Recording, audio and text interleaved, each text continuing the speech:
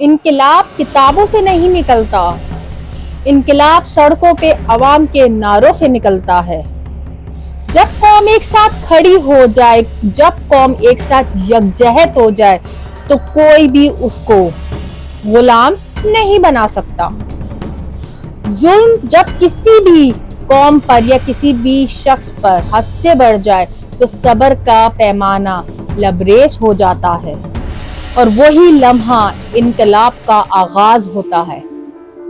Social media بند کر کے ہماری آواز کو دبایا جا رہا ہے، لیکن ہمارے انقلاب سے یہ آواز پوری دنیا بھر میں گونجے گی، جیسے نیپالی لوگوں نے کیا اپنے وزیر اعظم کے ساتھ۔ پوری نیپال میں نوجوانوں، خاص طور پر جنریشن زی کی طرف سے ایک تحریک کا آغاز ہوا۔ نیپال میں مظاہرین کی ناراضگی کی سب سے بڑی وجہ سوشل میڈیا سائٹس کا بلاک ہونا، یعنی وہاں پر بین لگنا۔ جیسے کہ سوشل میڈیا ویب سائٹ جس میں انسٹاگرام، فیس بک، جو کہ عوام سے یا پوری دنیا سے کنیکٹ بندہ ہوتا ہے، وہ سب پہ پابندی گورنمنٹ نے وہاں پر جتنی بھی سوشل ویب سائٹس تھی، سوشل سائٹس تھی، سب کو بلاک اور پابندی ان سب میں عائد کر دی، اور ان سب کے خلاف مظاہرین نے سڑکوں پہ نکلنا شروع کیا اور اسی کے دوران پولیس کے ساتھ جھڑپیں ہوئی۔ سیکیورٹی نے آنسو گیس، واٹر ٹینکس، ہر طرح کے ہتھیار اپنا لیے عوام کو خاموش کرنے کے لیے، لیکن انقلاب ایسے نہیں نکلتا۔ انقلاب ایسے ہی نکلتا ہے جب پوری عوام سڑکوں پہ آ کر اپنے حق کے لیے آواز اٹھاتی ہے۔ اس احتجاج کے دوران جو ہے وہ کئی سرکاری عمارتوں کو آگ لگائی گئی، نشانہ بنایا گیا۔ لوگوں کے اندر، خاص طور پہ نوجوانوں کے اندر اتنا غصہ پایا گیا، نیپالی نوجوانوں کے اندر، کہ انہوں نے جو ہے وہ اس چیز کو، پابندی کو جو ہے وہ اس کا رد عمل مظاہرہ اور انقلاب کی صورت میں نکالا۔ نیپال میں احتجاج کے دوران کتنے وزیر نے اپنا استعفیٰ دے کر ملک سے فرار اختیار کری اور اپنی جانوں کو بچایا۔ نیپالی مظاہرین صرف یہ مطالبہ کر رہے ہیں کہ نہ کہ صرف قیادت بدلی جائے بلکہ نظام میں شفافیت لائی جائے، بدعنوانی کو ختم کیا جائے، نوجوانوں کو روزگار کے مواقع ملیں اور سیاسی طبقہ پر جواب دہی ہو۔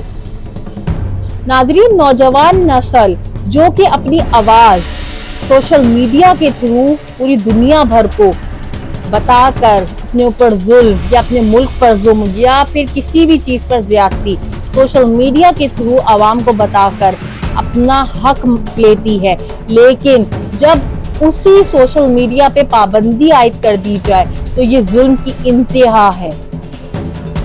کچھ سال پہلے آپ کو یاد ہوگا کہ بنگلہ دیش میں بھی کچھ اسی طرح کا حال تھا۔